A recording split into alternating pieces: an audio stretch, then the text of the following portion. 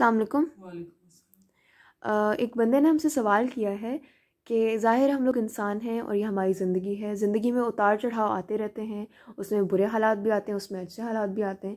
बुरे हालात में हम लोग बहुत डिप्रेस्ड हो जाते हैं, उसमें हम लोग होपलेस फ़ील करते हैं।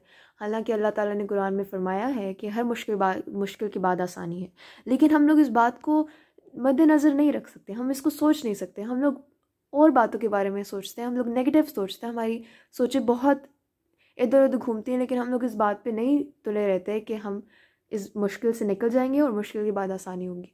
आप क्या कहती हैं, हम लोग कैसे अपने आप को पॉजिटिव रखें और हम लोग कैसे होपफुल हो जाएं, और कैसे जो हमारे दिमाग इधर उधर चीज़ों पे जाता रहता है और हमें अपनी ज़िंदगी काम करने से रोकता है, हम लोग सोचते रहते हैं, तो हम लोग कैसे इस चीज़ को अवॉइड करें?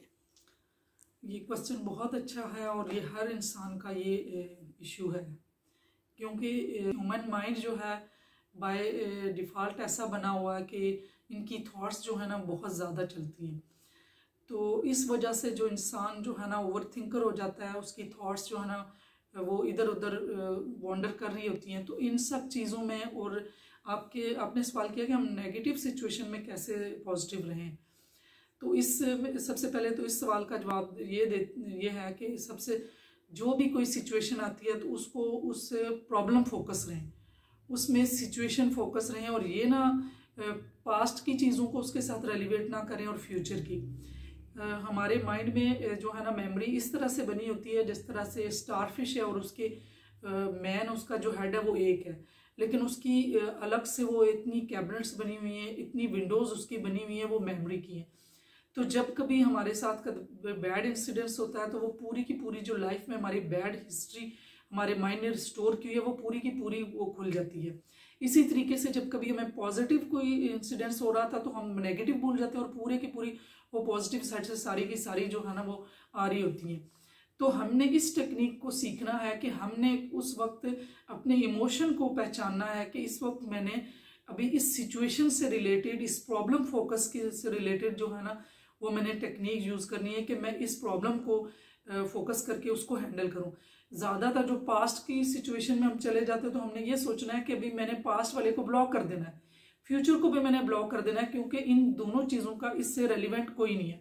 तो वो प्रेजेंट में करेंगे। तो हम सब ये करते हैं कि हम अपने इमोशन को रिकग्नाइज नहीं कर पाते।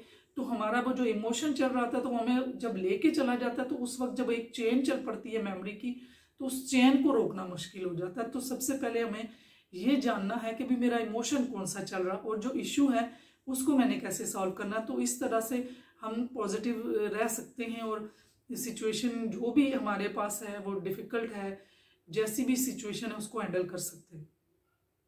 और दूसरे नंबर पे ये पूछा है कि हमारी जो थॉट्स वॉन्डरिंग होती हैं उनको कैसे। तो हमारी थॉट्स जो इंसानी थॉट्स हैं वो एक जगह पे नहीं रहती। हर जो है ना 10 सेकेंड, 8 सेकेंड, 12 सेकेंड जो है ना नॉर्मल अटेंशन स्पेन होता है, इसके बाद जो है ना नई थॉट्स आती हैं। अगर एक ही रहेंगी तो एक तो ये है कि इंसान बोर भी होगा और उसका जो कॉग्निटिव जो है ना वो ग्रो भी नहीं करेगा। तो इस वजह से थॉट्स आती रहती हैं।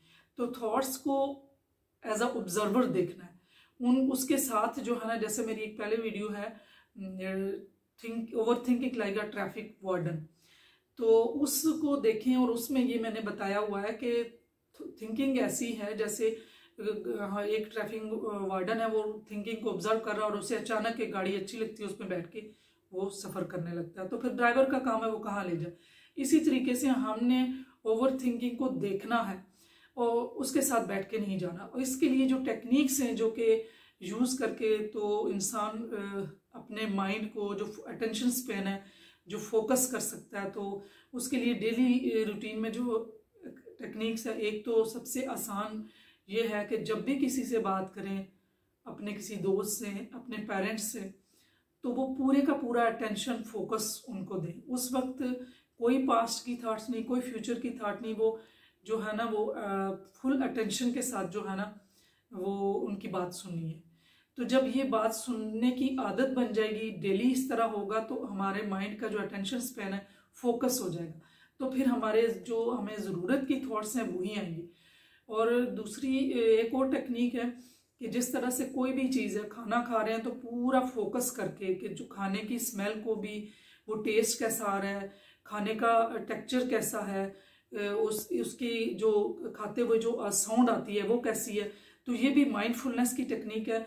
तो इसी तरीके से नंबर 3 पे एक टेक्निक है, किसी रूम में अकेले आराम से बैठें तो बिल्कुल खामोश होके, तो अगर वहाँ पे वॉल क्लॉक है तो बिल्कुल खामोशी से खुली आंखों के साथ ऑब्जर्व करें, घड़ी की आवाज़ को भी सुने, अपने इर्द गिर्द की चीज़ों को खुली, मतलब देखना नहीं है टर्न करके, लेकिन महसूस करें, वो सेंस करें कि ये मेरे रूम में क्या क्या चीज़ें हैं। तो इसमें भी 5 सेंसेस पूरी यूज़ करें। और ये टेक्निक भी करने से कुछ अरसे में जो ये ओवर थिंकिंग और कभी एक थॉट के बाद दूसरी, ये फोकस जो डेवलप हो जाएगा। नंबर 4 पे आता है मेडिटेशन। मेडिटेशन में ये है कि जो अगर नमाज पढ़ने के बाद किसी भी टाइम पे जहाँ पे शोर नहीं है, फजर की नमाज है, इशा की है, उसमें खामोशी से बैठ के सिर्फ अपनी सांसों को देखना है। ये भी हर एज के हिसाब से है, 1 मिनट पर एज के हिसाब से है। पहले 2-3 मिनट से स्टार्ट करें, फिर आहिस्ता आहिस्ता अटेंशन स्पैन इसमें भी बढ़ता है और बहुत ज़्यादा इसमें जो ना मिरेकल रिजल्ट मिलते हैं। सिर्फ और सिर्फ अपनी सांसों को, उसमें भी थॉट्स आएंगी, लेकिन दोबारा से अपने आप को जो है ना सांस की तरफ लेके जाना कि मैं सांस को देख रहा हूँ। दिमाग 2 काम इकट्ठे नहीं करता। हो सकता है इमेजेस बनना शुरू हो जाए, हो सकता है थॉट्स आने शुरू हो जाए, लेकिन जितना फोकस अपनी ब्रीदिंग पे बार बार देंगे तो इस तरीके से हमारा माइंड जो है ना वो ट्रेंड हो जाएगा।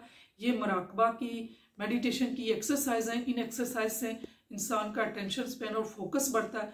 फोकस बढ़ता है तो फिर वो थॉट्स पे कंट्रोल कर सकता है और वो जो चीज़ अपने फ्यूचर के लिए, प्रेजेंट के लिए वो क्रिएट कर सकता है, और इंसान वो इन थॉट्स के ज़रिए क्रिएट कर लेता है और बहुत सक्सेसफुल होता है। आई होप सो ये मैंने आपको 4-5 जो है ना माइंडफुलनेस की टेक्निक्स बताई हैं। शर्त ये है कि आप इनको करके देखें, 21 डेज़ करें, 7 डेज़ करके देखें। जिस तरह कोई भी चीज़ हम सीखते हैं तो उसको बार बार और रेपिटेशन से चीज़ें हमें लर्न होती हैं, ओवर लर्न होती हैं। 11 टाइम जब हो जाता है तो ओवर लर्न हो जाता है, ऑटोमेटिसिटी आ जाती है। तो जितना हम इन चीज़ों को प्रैक्टिस में लाएंगे तो हमारी हैबिट बन जाएगी, और इसके लिए लाजमी है कि इसको प्रैक्टिस किया जाए और उसके बाद मेरे साथ रिजल्ट शेयर करें।